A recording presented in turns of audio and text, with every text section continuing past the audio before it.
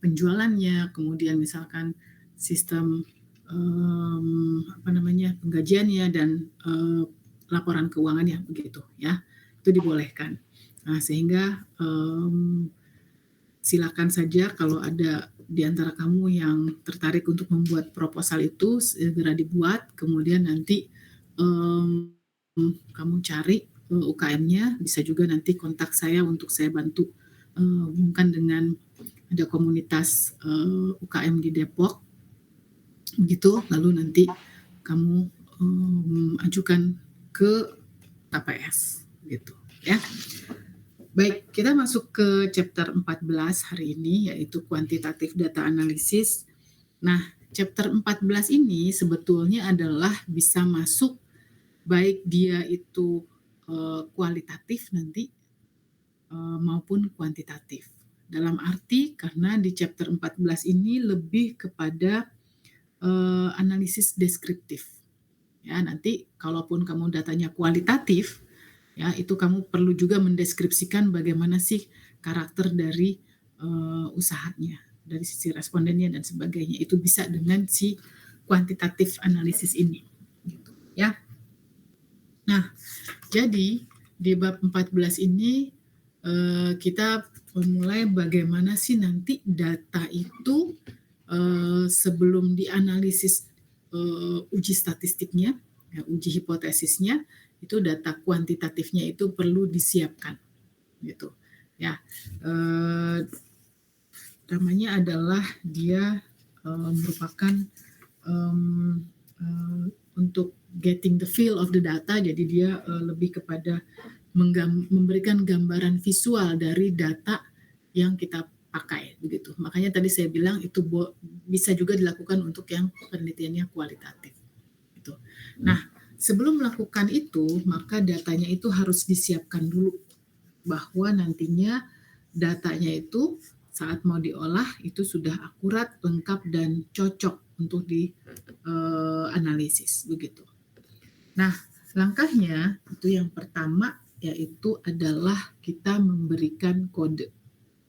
Ya, memberikan kode dari hasil jawaban dari respondennya, ya, memberikan angka, ya, simbol, sehingga nanti dia bisa dimasukkan ke dalam database. Misalnya gimana? Misalkan kamu punya responden 100, maka kamu kasih kode respondennya. Responden 1, 2, 3, dan seterusnya, itu kode. Kemudian jawabannya, misalkan pertanyaan pertama adalah jenis kelamin, maka kamu nanti kan pilihannya laki perempuan. Nanti kamu kasih kode kalau laki 1, 2, perempuan 2, gitu. Kemudian pertanyaan kedua, misalkan tempat tinggal. Kamu buat di Jabodetabek, pilihannya Jakarta, Bogor, Tangerang, Bekasi, dan seterusnya. Nah, itu kamu kasih kode. Kalau 1 berarti Jakarta, 2 apa. Nah, itu pemberian kode. Nah, nanti itu data daftar kodenya itu harus disimpan sehingga kamu paham 1 itu artinya apa, 2 dan apa, dan seterusnya. Jadi tidak perlu menuliskan dalam bentuk panjangnya, cukup pakai kode angka-angka. Nah, kemudian setelah dikasih kode dari pertanyaannya atau dari hasil wawancaranya dikasih kode, kemudian kamu masukkan datanya ke dalam database. Nah, itu namanya prosesnya adalah data entry. Kemudian setelah data entry selesai, itu kamu nggak langsung olah, tapi kamu lakukan data editing. Yaitu di sana kita mengecek ulang datanya, kita untuk mendeteksi dan mengoreksi jika ada data yang nggak logis atau nggak konsisten atau ilegal. Ya, contohnya apa? Datanya, misalkan harusnya pilihannya tadi jenis kelamin 1 sama 2. Ternyata kamu cek lagi ada responden 3 itu kamu masukannya datanya angkanya 4. Maka kamu bingung, ini pilihannya 1 sama 2, kok ini angkanya 4? Artinya apa? Jadi kamu harus balik lagi ke datanya dicek, gitu.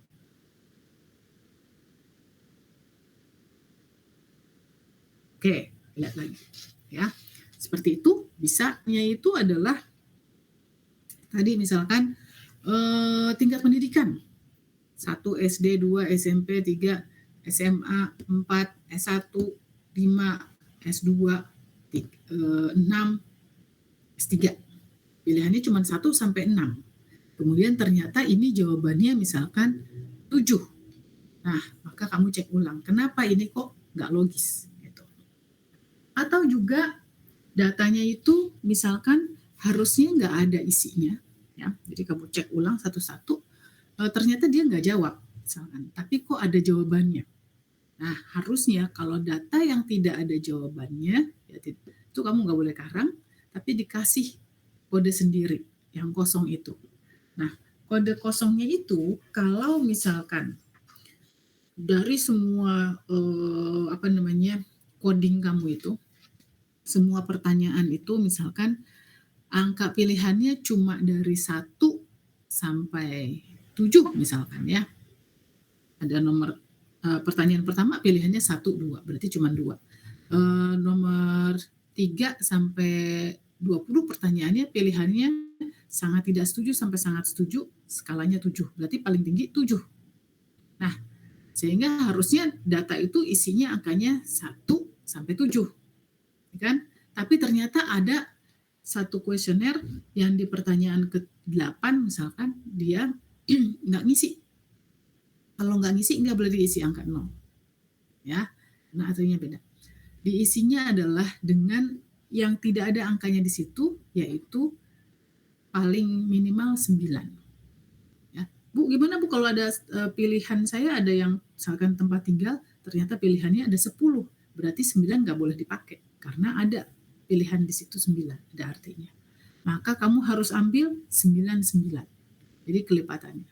9 atau 99 atau 999. Itu untuk menunjukkan kode jawaban pertanyaan yang tidak diisi oleh si respondennya. Gitu, ya. Nah, kemudian juga ada juga misalkan Bu, ada data itu outlier. Ya, dia berbeda dengan secara substansi berbeda dengan observasi yang lain. Misalkan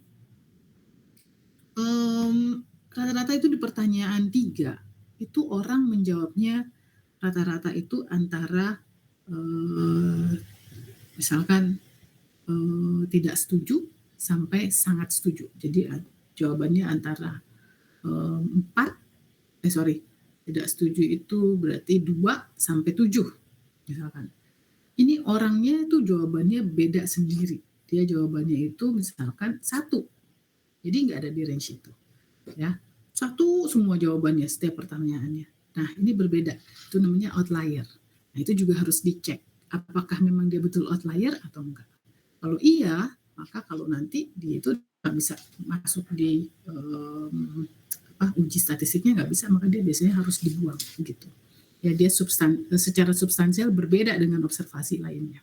Harus dibuang. Ya. Maka itu adalah kita sudah sampai di data editing.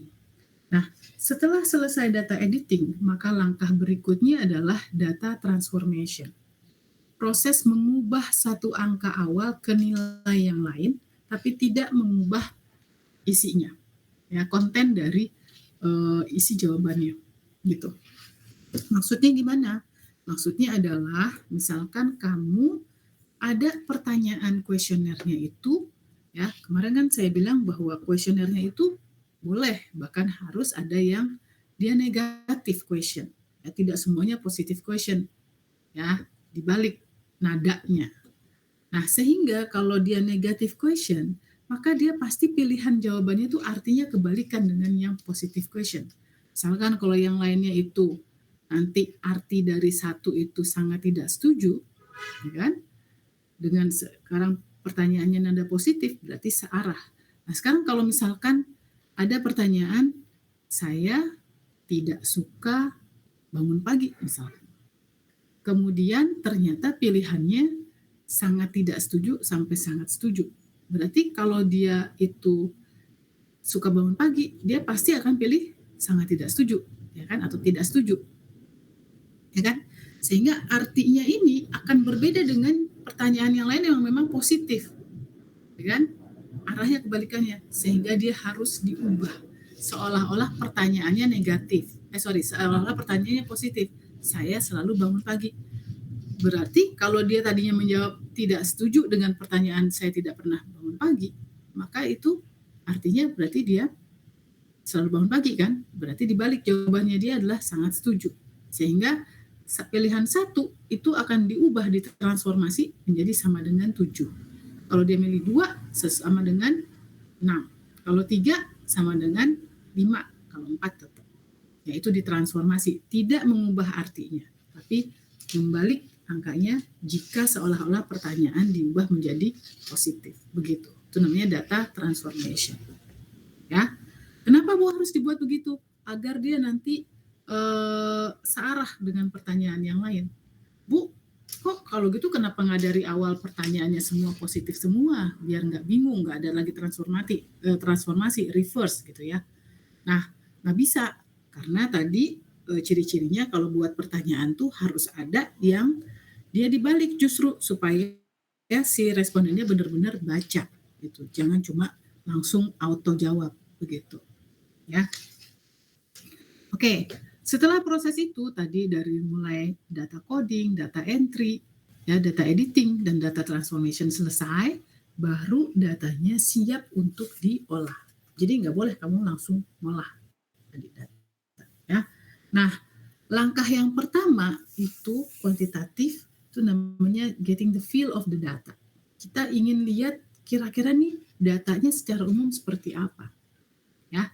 Nah, ngeceknya itu dengan melakukan uji frekuensi, kemudian central tendency sama dispersion. Ya.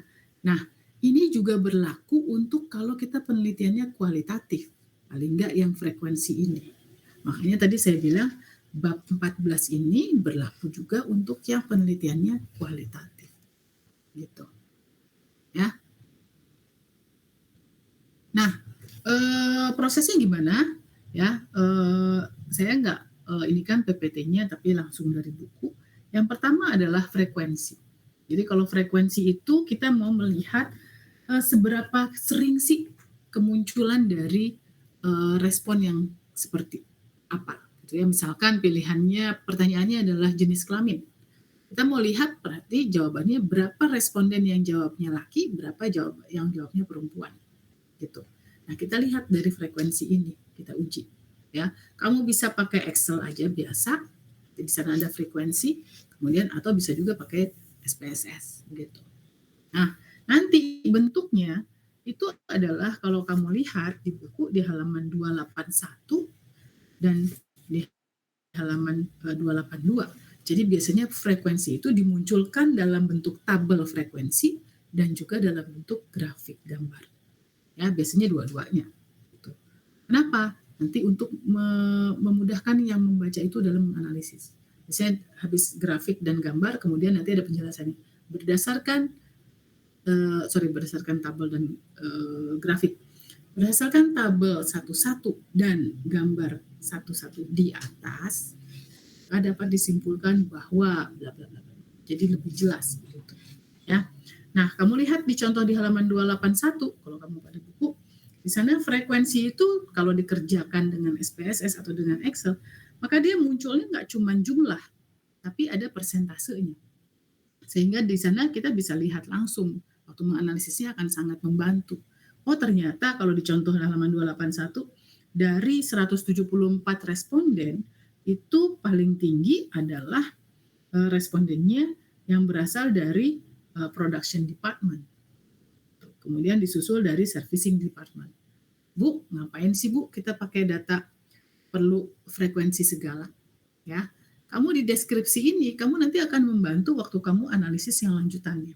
Misalkan hasilnya kamu itu menggambarkan bahwa ternyata kamu misalkan penelitiannya mau melihat misalkan ya tingkat produktivitas karyawan misalkan. Terus ternyata hasilnya itu produktivitasnya tinggi misalkan ya, atau justru sebaliknya produktivitasnya rendah. Maka kamu akan balik lagi dilihat datanya. Oh, ternyata isinya respondennya itu paling banyak bagian misalkan sales. Produktivitasnya rendah bagian, ternyata bisa dilihat, oh ternyata rendah ini karena semuanya itu bagian penjualan. Di mana bagian penjualan itu mereka belum pernah di-training. Sehingga di perusahaan itu memang produktivitasnya rendah karena respondennya banyak bagian penjualan yang belum pernah di-training, gitu. Atau kebalikannya, ya, produktivitasnya tinggi banget, ternyata di mana? Oh, ternyata dia ada di bagian produksi. Pantas saja produktivitasnya tinggi, ya, karena misalkan 50% itu respondennya adalah dari bagian produksi di mana mereka sangat-sangat banyak mendapatkan training, ya kan? Coba kamu nanti kemudian arahnya kemana lagi? Arahnya adalah bisa jadi kamu menyarankan penelitian berikutnya fokuskan ke bagian karyawan yang bagian jasa, ya, supaya kelihatan apakah memang benar nggak si respondennya, si penelitiannya ini bahwa di perusahaan itu memang efektif, gitu, memang produktif, bukan hanya di bagian produksi tapi juga di bagian jasa, supporting, gitu, ya. Jadi itu bisa arahnya nanti si deskriptif statistik ini frekuensi salah satunya buat analisis kayak gitu. Ya, bayangkan kalau kamu nggak punya nih data gambaran awalnya, maka kamu nggak punya getting the feel of the datanya nggak ada, kamu nggak bisa menganalisis lanjutannya. Misalkan kamu nggak lakukan ini, kemudian udah tahu-tahu hasilnya, oh ternyata rasionya jelek. Kamu nggak tahu rasio jelek ini ada di mana. Tapi kalau kamu punya data dari frekuensinya kelihatan, oh rasionya jelek karena memang sebagian besar datanya adalah dari perusahaan yang kecil, ya, modalnya rendah, gitu. Oh maka kelihatan dia kenapa rasio A ini jelek karena dari perusahaan yang sebagian besar ini perusahaan kecil modalnya rendah, gitu. Jadi nyambung nanti, ya, sangat membantu. Makanya harus ada, ya, kuantitatif data analisis yang di chapter 14 ini sangat membantu, gitu. Nah, kemudian setelah frekuensi itu ada central tendency dan dispersion, ya. Nah, central tendency itu kita ngitung apa? Ngitung mean, median, dan modus, rata-rata, ya. Kemudian menghitung nilai tengah dan juga menghitung mana yang paling sering muncul datanya, modus. Tuh. Ya, kalau rata-rata itu kita melihat nilai rata-ratanya dari semuanya datanya. Oh, ternyata untuk pertanyaan tentang pemahaman tentang laporan keuangan, rata-rata jawaban respondennya itu belum paham. Nanti itu larinya nanti bisa ke analisis lagi, ya. Sehingga pantas aja laporan keuangannya dibilang tadi, misalkan dia hasilnya adalah misalkan masih belum WTP. Kenapa belum WTP? Karena yang ngerjain aja belum paham, sehingga dia nggak paham membuat laporan keuangan, nggak tahu PSHK, ya pantas aja hasilnya jadinya jelek. Bisa jadi sebetulnya proses dalam proses bisnisnya berjalan, tapi nyatetnya nggak bisa, begitu. Ya, jadi itu akan sangat membantu waktu dianalisis, ya, gitu. Kemudian median, kalau median itu adalah nilai tengah, ya. Kalau data kamu dijejerin dari responden 1 sampai responden 100, yang paling tengah ini jawabannya apa? Oh, ternyata responden ke 51 jawabannya adalah dia misalkan sangat setuju.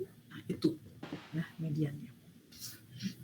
Kalau modus itu melihat yang paling sering muncul, yang paling sering untuk pertanyaan A itu jawabannya apa yang paling sering muncul.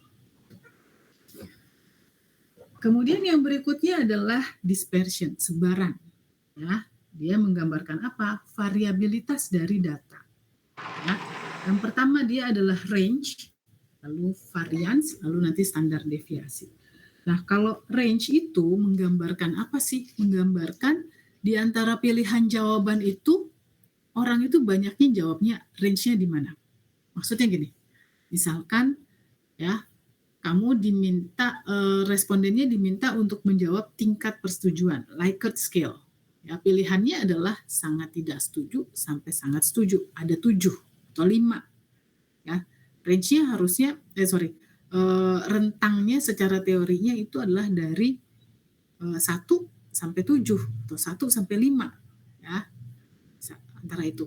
Tapi ternyata dari hasil yang jawab itu semuanya rata-rata jawabnya itu rentangnya itu 3 sampai 5. Nggak ada yang milih 1, nggak ada yang milih 2, nggak ada yang milih 6, nggak ada yang milih 7. Rentangnya cuma itu. Itu menggambarkan range. Ya. Di range itu menggambarkan nilai ekstrim dari responden yang jawab berdasarkan kenyataannya, bukan berdasarkan pilihan yang disediakan. Pilihan yang disediakannya suruh jawab antara 1 sampai 7. Tapi yang jawab semuanya pada jawabnya antara 3 sampai 5 tadi. Gitu, yaitu range-nya. Lalu variance. Variance itu apa? Variance itu adalah menggambarkan berapa sih rentang dari jawaban si responden X terhadap rata-rata. Ya, si responden X pertanyaan nomor 1, dia menjawabnya adalah 1, adalah rata-ratanya 3. Berarti ada jarak 2 tadi, variance gitu. Kemudian standar deviasi, ya, standar deviasi itu melihat sebaran yang merupakan akar dari varians, gitu. Standar deviasi. Nah, biasanya yang dipakai itu paling enggak itu rata-rata dan standar deviasinya. Di frekuensi, rata-rata, mean, dan standar deviasi. Itu dipakainya. Ya. Nah, itu adalah bagian dari getting the feel of the data. Jadi dia biasanya mau kualitatif atau kuantitatif selalu dilakukan. Nah, setelah itu kalau kamu menguji hipotesis, menguji hubungan antar dua variabel, baru di bab 14 ini ditambah dengan uji korelasi. Gitu. Ya, jadi uji korelasi itu hanya dilakukan kalau kita nanti mau pindah ke bab 15. Nah, tapi karena kamu tidak melakukan nanti yang uji hipotesis bab 15, maka yang korelasi itu nggak usah. Ya. Kalau uji korelasi itu biasanya Pearson correlation, itu yaitu menggambarkan hubungan antara variabel X dengan variabel Y. Bagaimana korelasinya gitu. Nah, bab 14 secara teorinya itu aja. Nanti kemudian ada uji reliability dan validity. Reliability dan validity sudah saya jelaskan di pertemuan sebelumnya, bahwa dia kalau reliability itu pakai Cronbach alpha, kalau yang pakai statistik, kalau yang validity itu pakai faktor analisis, ya, untuk statistik. Tapi kalau yang nggak pakai uji statistik hipotesis, dia reliability dan validity-nya cukup dengan triangulation, begitu. Ya. Nah, setelah itu, nah ini untuk kalau yang datanya itu hanya kuantitatif deskriptif, itu selesai di sini. Ya, dengan itu udah mulai analisisnya gimana tadi. Ya. Nah, kalau yang uji hipotesis itu dia lanjut ke bab 15. Gitu. Oke, ada yang mau ditanyakan?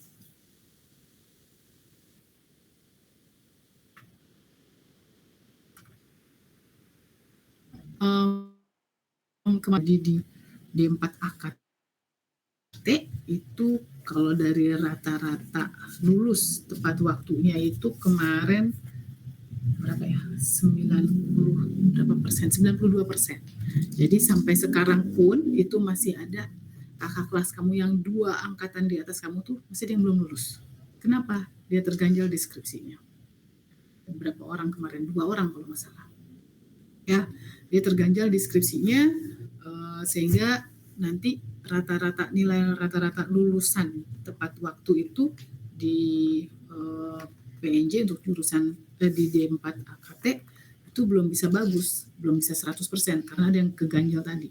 Nah, makanya salah satu strateginya nih nanti kan setelah ini angkatan kamu nih, gitu kan ya, di akhir nanti akan dinilai lulusan tepat waktunya bagaimana. Strateginya supaya kamu bisa nanti kita nilai PNJ itu lebih bagus, lulusannya 100%, lulusan tepat waktunya 100%, itu adalah kamu harus bisa selesai skripsinya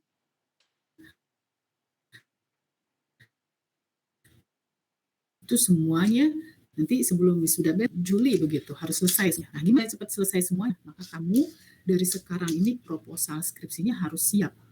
Jadi tugas proposalnya itu nanti beneran jadi proposal skripsi beneran. Jangan kerja 2 kali. Kalau enggak nanti kamu terlalu ketinggalan di belakang. Nah, juga kemarin diingatkan oleh Pak Yusef, ya, saya juga sudah ingatkan dari awal, tidak uji statistik, ya. Kemudian dibolehkan jika ada yang membuat sistem, ya silakan.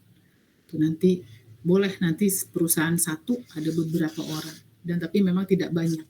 Ya kalau dulu di angkatan pertama itu, angkatan kedua semuanya isinya sistem dan pembuatan pedoman atau panduan penyusunan laporan keuangan, maka sekarang udah nggak sebanyak yang dulu, tapi masih boleh. Makanya kalau yang mau buat silakan cepat-cepat bilang Pak Yusuf supaya kuotanya oke, sudah cukup ditutup begitu. Oke? Ya. Silakan kalau mau ada yang ditanyakan.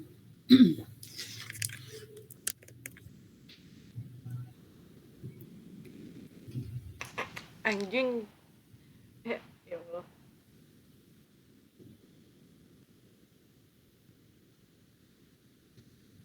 Ya, sekali lagi saya ingatkan draft proposal, draft tugas mata kuliah ini sudah betulan bisa adalah draft proposal kamu ya, jangan diganti-ganti.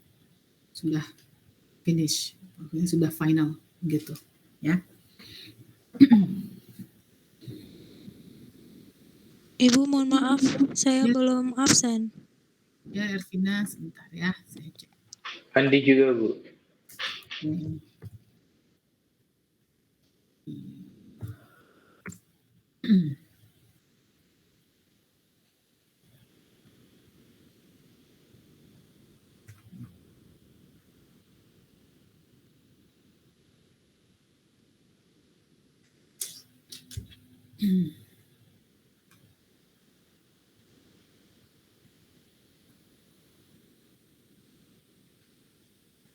Amanda ada Amanda.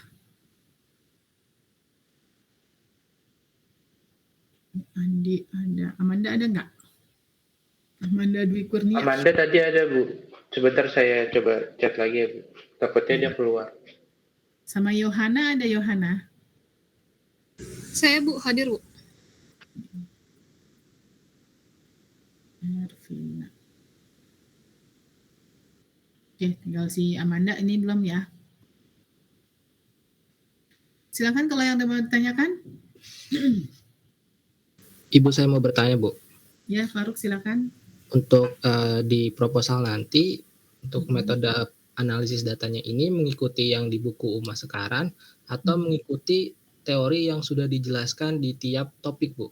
Misal kalau saya TDIBC, saya metode analisis datanya mengikuti yang sudah dijelaskan di teori, Bu, menurut Robert Kaplan gitu, Bu. Itu bagaimana, Bu?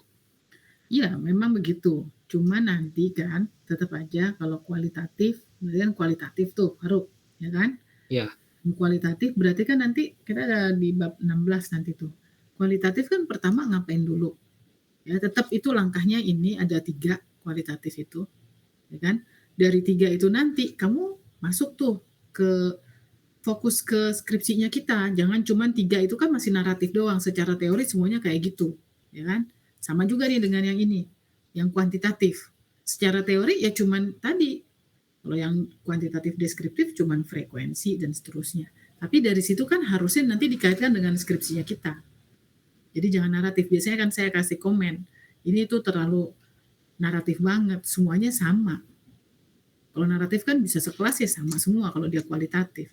Tapi nanti kaitkan dengan skripsi kita sendiri gitu, Faruk. Paham maksudnya ya? Jadi kan Paham, Bu. kualitatif tuh nanti langkahnya 3, ya kan? Kualitatif tuh langkahnya itu adalah dia itu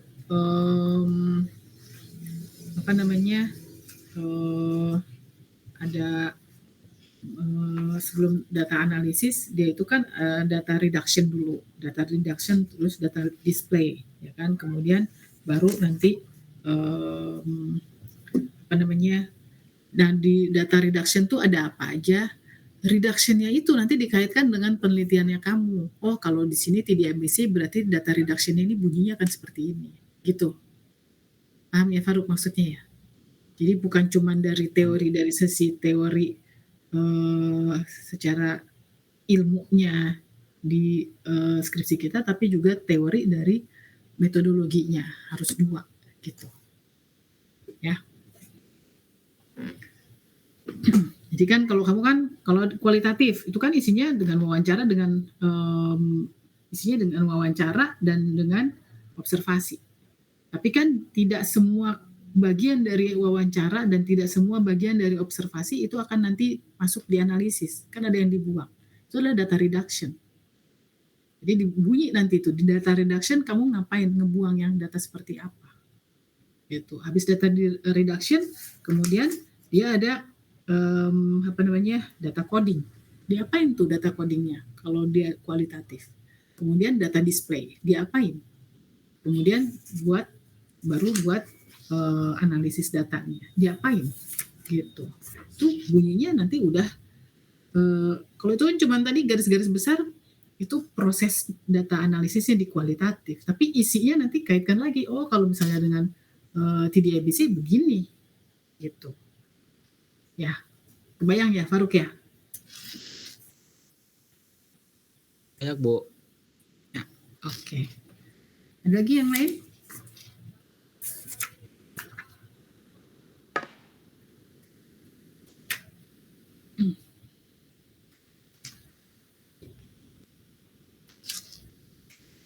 Nggak ada? Oke, kalau nggak ada, saya ingatkan sekali lagi ya. Tadi, kalau yang mau buat tentang sistem, silakan cepat-cepat. Kemudian lapor juga ke Kaprodi. Kemudian juga yang apa kamu buat di tugas metodologi penelitian ini, itu akan sudah final, kalau bisa. Kemudian tidak ada yang proposal yang bentuknya adalah uji hipotesis. Itu sudah diinikan oleh Kaprodi, nanti akan langsung tidak disetujui. Ya, jadi daripada kamu capek-capek nanti nggak disetujui juga dari awal, tidak usah gitu. Ya. Baik, kalau tidak ada yang mau tanya, saya akhiri sampai sekian untuk pertemuan hari ini. Terima kasih banyak. Sehat-sehat semuanya. Wassalamualaikum warahmatullahi wabarakatuh. Waalaikumsalam warahmatullahi wabarakatuh. Terima kasih banyak, Bu. Terima kasih banyak, Bu. Terima kasih banyak, Ibu. Ya, sama-sama.